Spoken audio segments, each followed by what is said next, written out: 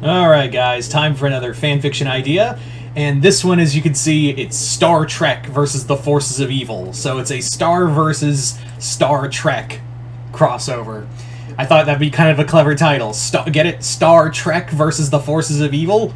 It's clever. Aren't I smart? Not really. You don't have to answer that. I already know the answer. Anyway, so let's get started with the video.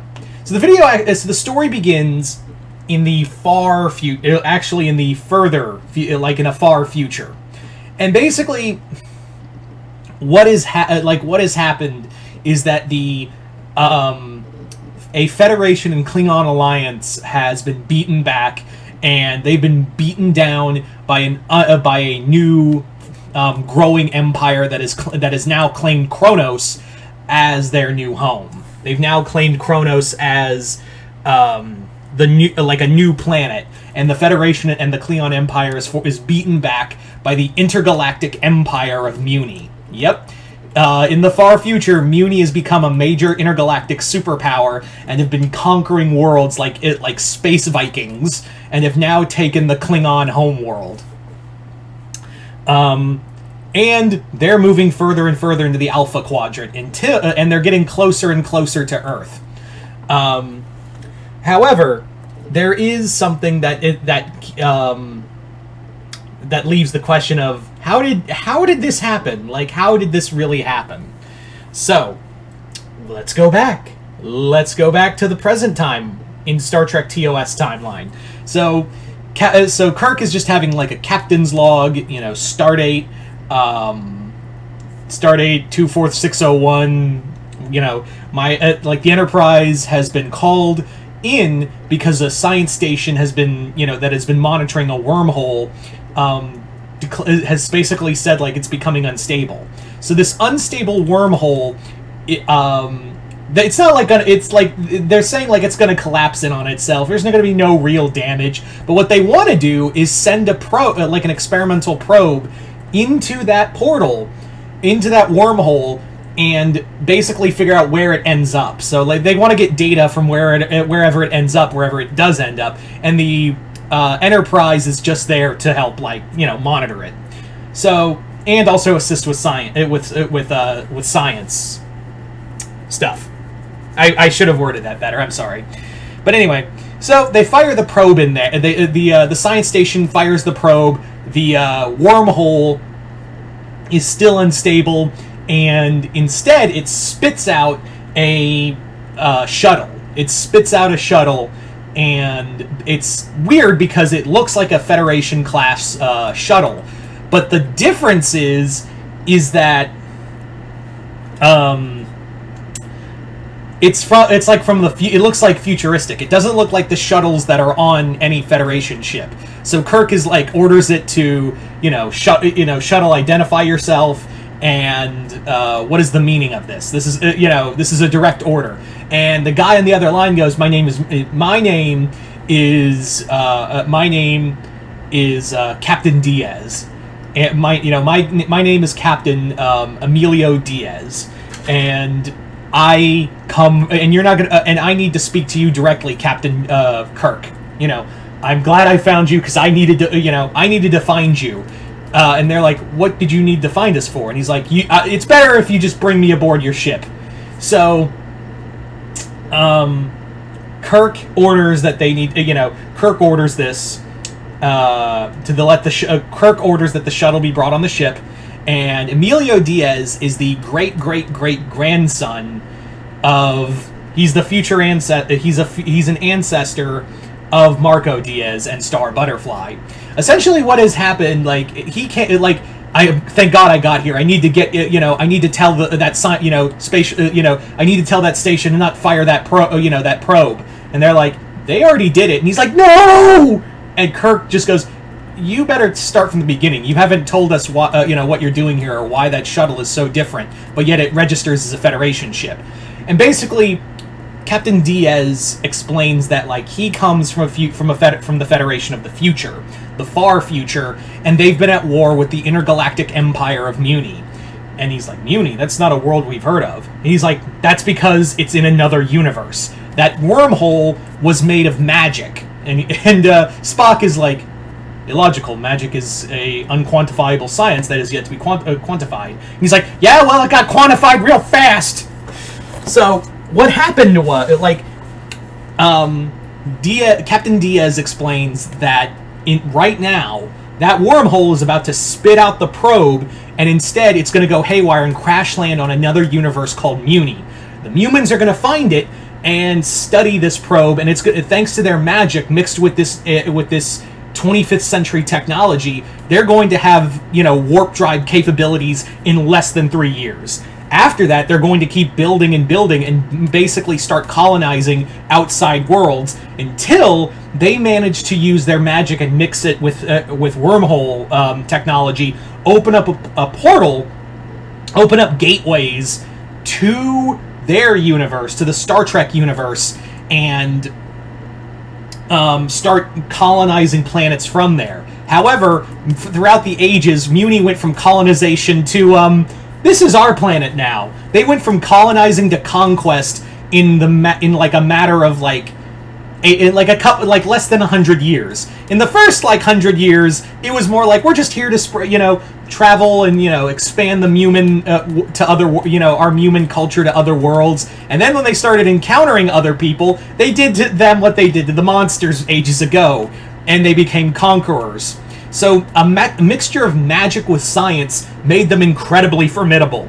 They were, currently in Emilio's future, in Captain Diaz's future, they have basically been, they have now taken Kronos.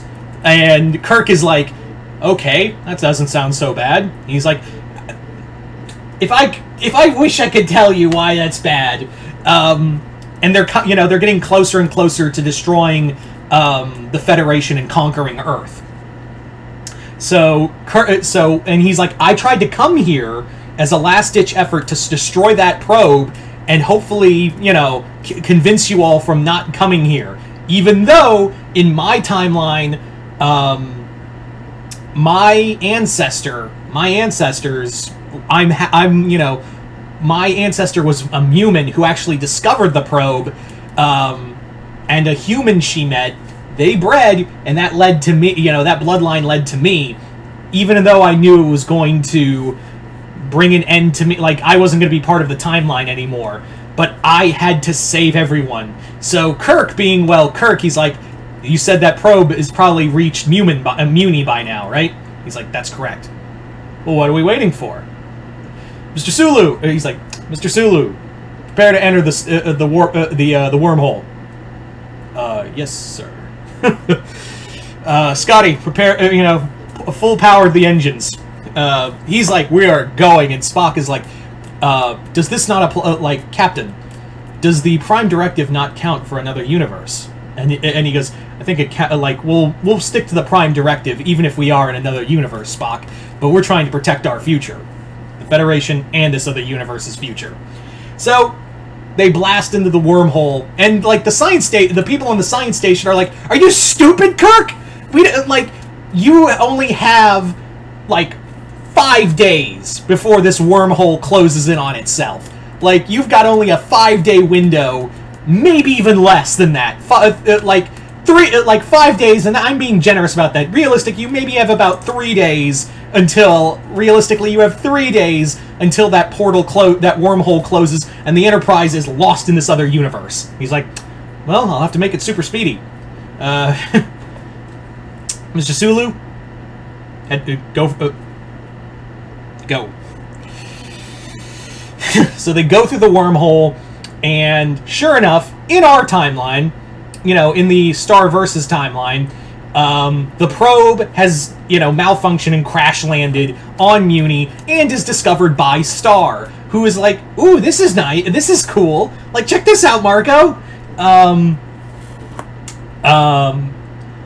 And they're Marco is like, ugh. And this is somewhere nebulously in Season 4.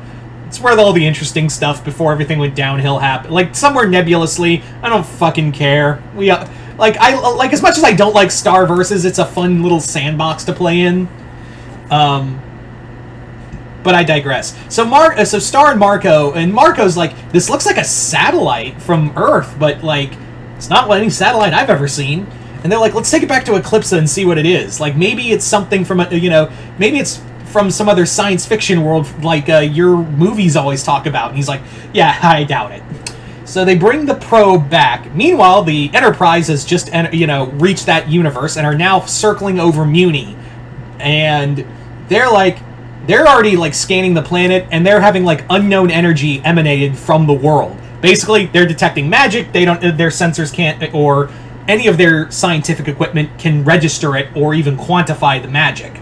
So Kirk, Bones, Spock, and the big three. The big three go down, beam down to the planet, and begin looking for the probe. Meanwhile, Star and Marco have brought the probe to Eclipsa, and Eclipsa's like, I don't know what that is, but it looks like some kind of technology that could be useful for us. Like, maybe this can help us, like, have better relations between monsters and humans. Maybe if I get some monsters who are intelligent, and Star's like, there are monsters who are scientists, and he's just like, yeah, and there's also genocidal humans. Funny how the world works, right? And she's like, I walked into that one. So Eclipsa brings together Muni's brightest monsters and humans together to start, like, studying this probe. And keep in mind, they're still a primitive culture, so they've got a way away. But then again, like Emilio said, who Kirk is like, maybe you might damage the timeline more if you come down here. But Emilio's like, I need to go down there. My ancestors are the reason this happened. So, but Kirk orders him to stay on the ship, and he's just like, I need to go down there. But back on the planet, you gotta remember, like Emilio said, in 3 years' time, they would build their first ship with warp drive capabilities. So they're already, like, figuring it out fast. Now, however, Kirk, Spock, and Bones are looking through the planet, are like low key, like wearing the hoods and whatnot. And they even, like, when they see the humans, with the face markings, they have to, like, paint face markings on them and make them say, and say that they're wayward travelers. Eventually, though, they kind of, like, get sniffed out that they're not, that they're not from around here, and are brought to Queen Eclipsa, who is like, and who are you? Because two of you are humans. That ain't a human or a monster. So who are you people? And he's like, we're travelers from across the sea. And she goes, no. Do you think I'm stupid? Like, Eclipsa's like straight up like, do you really think I am that fucking dumb? Like, come on. Tell me the truth. So Kirk is, like, kind of backed into this corner where he's like, we're from the Starship Enterprise. We come from another universe. That probe belongs to us. We're here to take it back. And Eclipsa's like, no. This is, like, this, like, you have to, like, she explains to Kirk that, like, look, I understand that, like, this comes from your universe, and I would give it back to you, but this is my shot to bridge over 2,000 years of racism and bigotry and genocide with this, and hopefully build a new bridge and a new empire. And Kirk goes, that's exactly why we don't want that. So, meanwhile, back on the Enterprise, Emilio has snuck off and managed to teleport back down to back down to Muni.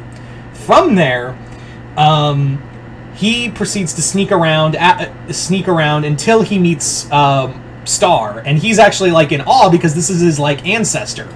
And he's like, you're the one who found the probe, right? And she's like, yeah, who are you? And he goes, a traveler. And she's like, oh, we got travelers not too long ago. I wonder what Eclipse is doing with them. And he's like, can you show me where they are? They're friends of mine. I'd like to bring them back. And she goes, no, I don't think that's gonna happen, pal. And he's like, look, I'm not asking, I'm telling.